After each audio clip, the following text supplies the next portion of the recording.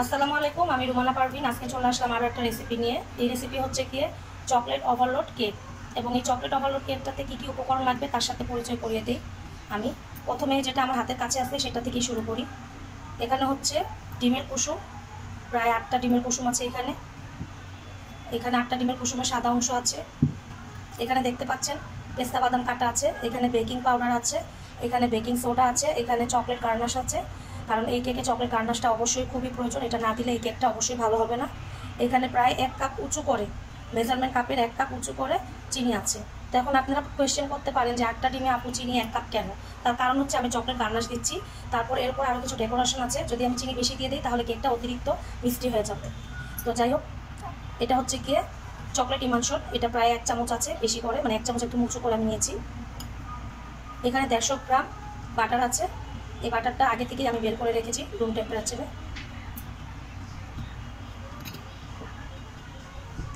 এখানে cocoa powder আছে, এটা খুবই ভালো ব্র্যান্ডের কোকো পাউডার, এবং এটা কোন ব্র্যান্ডের কোকো পাউডার এটা আমি আপনাকে দেখাবো অন্য একদিন অন্য রেসিপিতে। এটা প্রায় 2000 টাকা কেজি এই কোকো পাউডারটা, এবং এটার ঘ্রাণ এবং টেক্সট অনেক মজা, যার ফলে এই কেকটা অনেক ভালো হয়।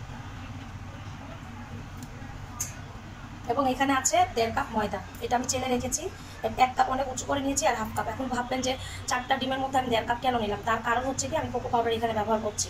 কোকো পাউডার ব্যবহার করলে অবশ্যই ডিমের পরিমাণটা বেশি থাকতে হয়, আর ময়দাটা একটু কম করে নিতে হয়, কারণ কোকো পাউডার একটু হার্ডলি জিনিস, ঠিক আছে? তো যাই হোক, আমি রেসিপিটা আমার শুরু করি, আশা করি আপনাদের ভালো লাগবে। এখন আমি ডিমটাকে ভালো করে হ্যান্ড মিক্সারে মিক্স করে নিব।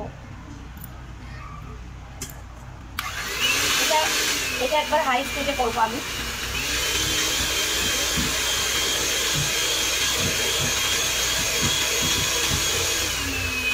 যখন এরকম একটা পজিশন চলে আসবে, যখন চলে আসবে তখন চিনি দেওয়া শুরু করবো, এবং চিনি আমি 3বারে দেওয়া শুরু করবো।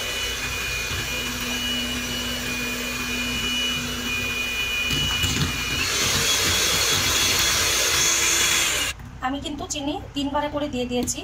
আর আমি ভিডিওটা কিন্তু কোনো কাটছাট করবো না বলে আমি ওই যে মাঝখান থেকে একটু ছোট করে দিচ্ছি ভিডিওটাকে। তো আমি 3বারে চিনি দিয়েছি, এইভাবে করে বিট করেছি। এখন আরও বিট করতে হবে, কারণ এটা এখনও মেরাংটা পারফেক্টলি তৈরি হয়নি।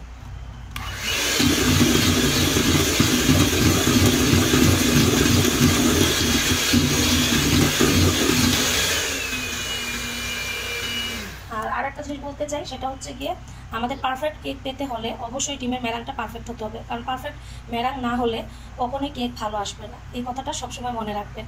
তাহলে আমি মেরাংটা রেডি করে আবার ফিরে আসি, কারণ মেশিনের শব্দে অনেক কথা বলতে বোঝা যায় না। দেখুন আমার ডিমের মেরাংটা তৈরি হয়ে গেছে, এবং ডিমের মেরাংটা যে তৈরি হয়েছে পারফেক্টলিভাবে সেটা বোঝার একটা উপায় আমি দেখাচ্ছি। সেটা হচ্ছে আপনি বিটারের হ্যান্ডটা এইভাবে করে ধরে, এইভাবে করে, এই দেখুন এরকম করলে দেখবেন যখন লেখাটা এইভাবে করে ভাজে ভাজে ক্রিমটা পরে থেকে মিশে যাচ্ছে, তখন মনে করবেন যে আপনার ডিমের মেরাংটা পারফেক্টলি হয়ে গেছে। তো এখন এটা আমি বিট করবো না, বাকি উপকরণগুলো আমি আস্তে আস্তে করে দিব। তো এখন মাঝখানে আরও একটা কথা বলে নিই, এখান থেকে আমি কিছু ডিমের সাদা অংশ তুলে রাখবো, এবং এটা কেন তুলে রাখবো সেটাও আমি আপনাদেরকে বলবো। দেখুন আমি ডিমের মেরাংটা একটা বাটিতে করে বেশি করে একটু তুলে রেখেছি। এটা তোলার কারণটা হচ্ছে গিয়ে অনেকের আছে মিক্সড করতে করতে ফমি ভাবটা চলে যায়, যার ফলে কেকটা পারফেক্টলি সফট হয় না। তো এটা আমি কীভাবে করে আমি কেকের মধ্যে দিব সেটাও আপনারা দেখবেন, ততক্ষণ আমার পাশে থাকুন। এবার আমি ডিমের হলুদ অংশটা দিয়ে বিট করব কিছুক্ষণ। এই যে দেখুন ডিমের কুসুম আমি দিয়ে দিচ্ছি।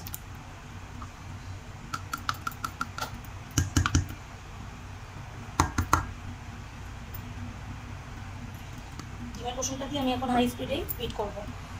তো বিটারের শব্দ অনেক বেশি হওয়াতেই আমি আর কি ভিডিওটা তখন আপনাদেরকে একটু ছোটো করে দেখাই। তো এখন আমি আবার এটা হাই স্পিডে কীভাবে বিট করবো সেটা আপনাদেরকে দেখাই, না দেখলে বুঝবেন না।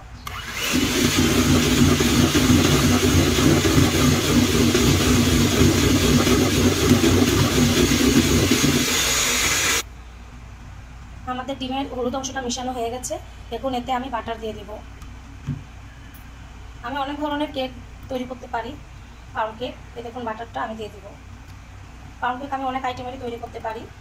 বাটার ফ্রস্টিংয়েরটা যেটা আরেকটা আছে, যেটা বাটার আগে চিনির সাথে মেল্ট করতে হয়, সেটা আছে।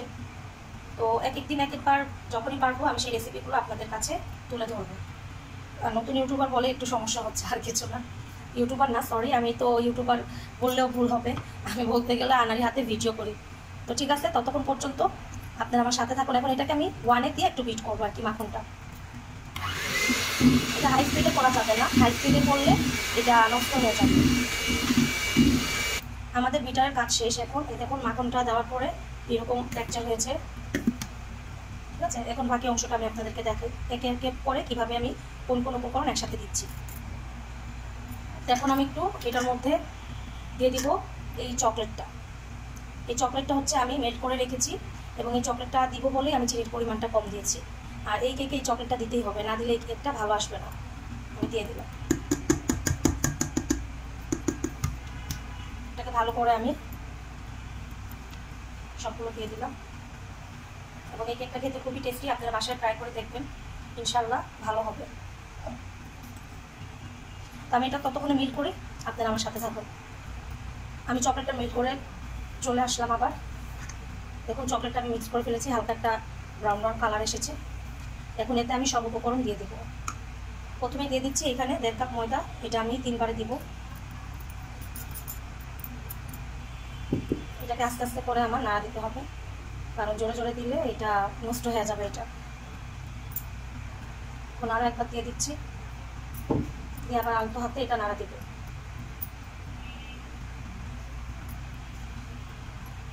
এটা আসলে জোরে জোরে নাড়া যাবে না, এটা আলতো হাতে আস্তে আস্তে করে নাড়া দিতে হবে। এখন বাকি যেটুকু আছে সেটাও দিয়ে দিলাম।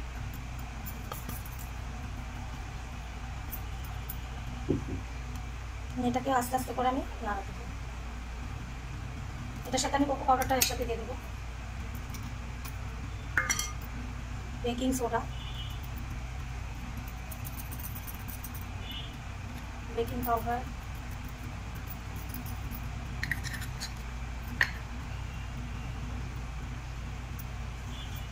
সব একসাথে মিক্স করবো। বেকিং পাউডার আরেকটু আছে, সেটা আমি দিব, পাটের মধ্যে রয়ে গেছে, এটাকে ভালো করে মিক্স করবো। এটার কারণ হচ্ছে কি আমি বেকিং পাউডার আর সোডা সবসময় কেকে সবার শেষে দিই। আমি ভালো করে মিক্স করে চলে আসতেছি আবার। যে বাকিটুকুন আছে ওটা আমি দিয়ে দিচ্ছি। সব উপকরণ দেওয়া শেষ। এখন আমি এতে দিয়ে দেবো চকলেট পেস্ট।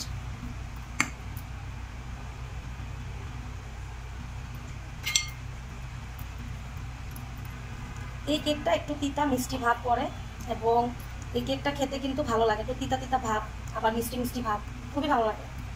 আর আমার যিনি নিচ্ছেন যে ক্লায়েন্ট, তিনি হচ্ছেন আমার প্রতি মাসে রেগুলার ক্লায়েন্ট, উনি সবসময় নেন আমার কাছে।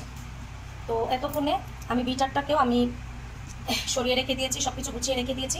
এখন আমি ওভেনটাকে টাইমার করে নিই 10 মিনিটের জন্য, ততক্ষণ পর্যন্ত আমার সাথেই থাকুন। এই ওভেনটাকে কিন্তু 10 মিনিটের জন্য প্রিহিট করার জন্য রেখে দিচ্ছি, কারণ আমাদের কাজ মোটামুটি অলমোস্ট শেষ পর্যায়ে। তার আগে আমি বিটার না, বারে বারে বিটার মুখে আসছে, হ্যান্ড বিটারের কথা বেশি মিস করি মনে হয়। তো ওভেনটা আমি ঠিক করে আসলাম। আচ্ছা এখন দেখুন আমি কিন্তু এটা এইভাবেও মোল্ডে ঢালতে পারি, তাই না? আমার মিক্সারটা কিন্তু খুব ভালো হয়েছে, কিন্তু তারপরে আমি ডিমের সাদা অংশ এখন দিব, এতে করে কেকটা অনেক ফুলবে, সফট থাকবে এবং মজার হবে। এই টিপসটা আপনারা ইউজ করে অবশ্যই কেক তৈরি করে আমার সাথে একটু যোগাযোগ করবেন। আমি চাই আমার কেকের রেসিপি দেখে আপনারাও কেক তৈরি শিখেন এবং আমাকে কমেন্ট বক্সে, ইনবক্সে যেখানেই খুঁজে পান সেখানেই কমেন্ট করেন। দেখুন আমি একটা অংশ দিলাম, এভাবে করে আস্তে আস্তে করে এটা মিক্স করবো। এই যে ডিমের সাদা যে ভাবটা আছে এটাকে এইভাবে করে নাড়াচাড়া দিয়ে দিব, দিয়ে এইভাবে করে আবার মিক্স করবো। তারপর মাঝখান থেকে আবার ঠিক এই প্রসেসেই সেকেন্ড বারও তাই করবো আমি। এতে করে কেকটা খুবই ভালো আসবে এবং টেস্টটা ভালো আসবে, কেকের ফোমনেসটা যে ফ্লাপি ফ্লাপি ভাবটা সেটাও ভালো আসবে। তো বাকিটা আমি দিয়ে দিচ্ছি আপনাদের সামনে। প্লিজ একবার এটা ট্রাই করে দেখবেন, এভাবে কেক তৈরি করে ইনশাল্লাহ ফেল হবেন না। ঠিক আলতো করে আস্তে আস্তে করে নাড়াচাড়াটা দিতে হবে, এই দেখো আস্তে আস্তে করে দিতে হবে। তো ফিরে আসি এটা কমপ্লিট করে, নাহলে ভিডিওটা অনেক লং প্রসেসে চলে যাচ্ছে। চলে আসলাম, এবার আমি মোল্ডে ঢেলে নিব। তো আমি 2টা মোল্ড নিয়েছি, একটাতে একটু কম একটাতে একটু বেশি আমি ঢালবো, কারণ একটা হাইট একটু ছোটো করবো, একটা হাইট একটু বড়ো করবো। তো চলুন আমি দেখাতে আসি। আরেকটা কথা, যখনই কেকের এই মিক্সচারগুলো ঢালবেন তখনই মাছ বরাবর মোল্ডের মধ্যে ঢালবেন।